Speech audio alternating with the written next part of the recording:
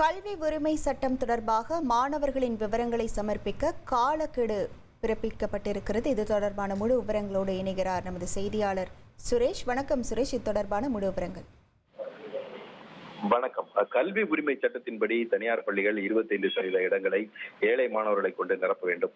இந்த 25% இடஒதுக்கீட்டில் இந்த ஆண்டு சேர்க்கப்பட்ட மாணவர்களுடைய விவரங்களை அக்டோபர் 17ஆம் தேதிக்குள் சமர்ப்பிக்க வேண்டும் என்று தனியார் பள்ளிகள் இயக்குநர் அனைத்து பள்ளிகளுக்கும் சுற்றறிக்கை அனுப்பியிருக்கிறார். இந்த சுற்றறிக்கையை ரத்து செய்ய வேண்டும் என்ற கோரிக்கையுடன் தனியார் பள்ளிகள் முன்னேற்ற சங்கம் சார்பில் உயர்நீதிமன்றத்தில் வழக்கு தாக்கல் செய்யப்பட்டிருந்தது. அந்த மனுக்கள்ல முந்தைய ஆண்டுகளைப் போல நடப்பாண்டுல இந்த 25% இடஒதுக்கீட்டுக்கான மாணவர் சேர்க்கை குறித்த அறிவிப்புகள் எதையும் தமிழக அரசு வெளியிடவில்லை என்றும், சில பள்ளிகள் 25% இடங்களை ஒதுக்கி வைத்திருந்த போதிலும் கூட சில பள்ளிகள் அனைத்து இடங்களையும் நிரப்பிவிட்டதாகவும் அந்த மனுவில் தெரிவிக்கப்பட்டிருக்கிறது.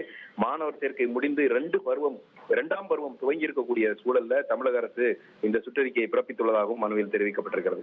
இந்த வழக்கை நீதிபதி இளந்திரையன் விசாரித்தார். இந்த விசாரணைக்கு வந்தபோது தமிழக அரசு தரப்பில் ஆஜரான கூடுதல் தலைமை வழக்கறிஞர் ரவீந்திரன், கல்வி உரிமை சட்டத்தையும் 25% இடஒதுக்கீட்டை அமல்படுத்த மத்திய அரசு நிதி ஒதுக்காததனால் நடப்பாண்டில் இந்த தாமதம் ஏற்பட்டதாகவும், தமிழகத்தை பொறுத்த வரைக்கும் 7717 பள்ளிகளில் 81,000க்கும் மேற்பட்ட மாணவர்கள் இந்த ஒதுக்கீட்டில் சேர்க்கை பெற்றிருப்பதாகவும் தெரிவித்தார்.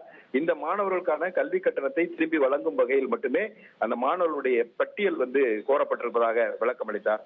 மேலும் தனிப்பட்ட பள்ளிகள் சார்பில் மட்டுமே வழக்கு தொடர முடியும் என்பதால் சங்கத்தின் சார்பில் தாக்கல் செய்யப்பட்டிருக்குள்ள இந்த வழக்கு விசாரணைக்கு உகந்ததல்ல என்றும் வாதிட்டார். கல்வி கட்டணத்தை திருப்பி வழங்கும் வகையில் மட்டுமே இந்த சுற்றறிக்கை பிறப்பிக்கப்பட்டுள்ளதாக சுட்டிக்காட்டிய நீதிபதி, மாணவர்களுடைய விவரங்களை சமர்ப்பிப்பதற்கான அந்த கால அவகாசத்தை அக்டோபர் 17ஆம் தேதியிலிருந்து அக்டோபர் 31ஆம் தேதி வரைக்கும் நீட்டித்து உத்தரவிட்டிருக்கிறார். அதே சமயம் புதிதாக எந்த மாணவர் சேர்க்கையும் மேற்கொள்ளக்கூடாது என்றும் நீதிபதி உத்தரவிட்டிருக்கிறார்.